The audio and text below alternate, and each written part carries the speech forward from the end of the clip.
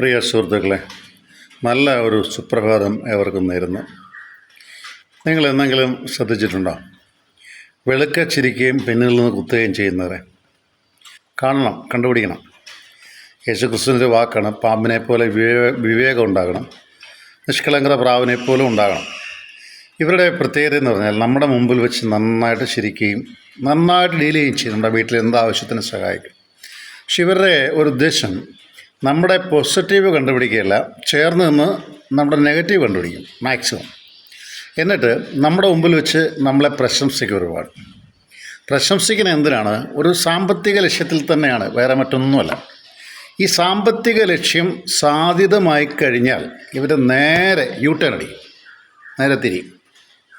പിന്നെ നമ്മളെ കാണുമ്പം ശരിക്കും തമാശ പറയും, സന്തോഷത്തോടെയൊക്കെ ഇരിക്കും.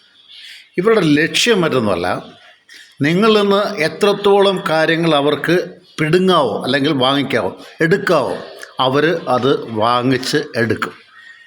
എന്നാൽ തിരിച്ച് അപ്പുറത്തോട്ട് പോയി നിങ്ങളെ ദുഷിക്കുകയും ചെയ്യും. ഇങ്ങനെയുള്ള മനുഷ്യരെ നമുക്ക് വിവേചിച്ചറിയാൻ സാധിക്കണം. ഈ വിവേചന ശക്തി എല്ലാ മനുഷ്യർക്കുണ്ട്, നമ്മൾ ഉപയോഗിക്കത്തില്ല. കാരണം എന്താ? അവനാണോ അല്ലെ അവളാണോ അങ്ങനെ ചെയ്യൂല എന്ന് പറയും. എന്നാൽ പലപ്പോഴും അങ്ങനെ ചെയ്യുന്ന മനുഷ്യർ ഒരുപാട് പേരുണ്ട്. നിങ്ങൾ ദാനധർമ്മം ചെയ്യണം, നല്ലതാണ്. പക്ഷേ അത് നിങ്ങളുടെ ബലഹീനതയാകരുത്.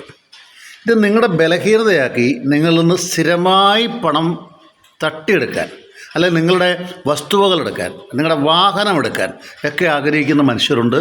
അവർക്കറിയാം നിങ്ങളുടെ ബലഹീനത ഇന്നതാണ്. രണ്ട് വാക്ക് നിങ്ങളെ പ്രൈസ് ചെയ്താൽ, നിങ്ങളെ പൊഴുത്തി പറഞ്ഞാൽ അത് കിട്ടും എന്നവർക്കറിയാം. പക്ഷെ അത് ഒരു പ്രാവശ്യമൊക്കെ അബദ്ധം പറ്റാം, 2 പ്രാവശ്യമൊക്കെ 3 പ്രാവശ്യം പറ്റാം. പിന്നെ അബദ്ധം പറ്റുന്നെങ്കിൽ നിങ്ങൾ ഭൂമിയിലെ ഏറ്റവും വലിയ മണ്ടനാണ്.